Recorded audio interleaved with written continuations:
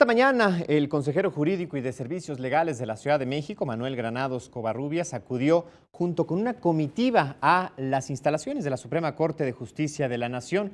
Lo hizo para presentar justamente a quienes integran a este grupo de personas y también los argumentos de la Ciudad de México para defender la Carta Magna Capitalina. El reporte.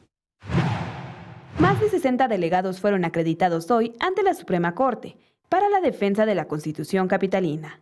Entre ellos se encuentran el ingeniero Cuauhtémoc Cárdenas, Porfirio Muñoz Ledo, Clara Husitman, Ifigenia Martínez y Juan Ramón de la Fuente.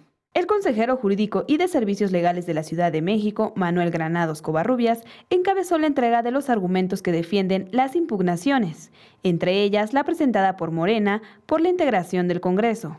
Por parte de la PGR, la invalidación de 39 aspectos que supuestamente alteran el sistema constitucional, aunadas a las de Nueva Alianza y la Comisión Nacional de Derechos Humanos. Quiero poner como ejemplo temas en donde la propia Corte hace mención de acciones de inconstitucionalidad a apartados de artículos que no existen en la Constitución.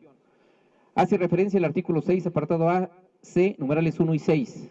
Dicho apartado C únicamente tiene numerales del 1 al 3. Señaló que no se puede impugnar la Carta de Derechos, toda vez que la propia Corte en su jurisprudencia señala que los derechos deben ser progresivos, ir en aumento y no disminuirlos, y que los partidos políticos solo pueden objetar en lo relacionado a la materia electoral, al igual que la PGR en materia penal. La Ciudad de México tiene la razón, en donde la Ciudad de México no va a permitir que bajo alguna circunstancia de carácter técnico o en el escritorio se eche abajo el trabajo de millones de mexicanas y de mexicanos. Los delegados formarán grupos temáticos para solicitar audiencias a los ministros de la Corte y defender los derechos de la Constitución. Con imágenes de Javier Martínez, Iraíz Morquecho, 21 Noticias.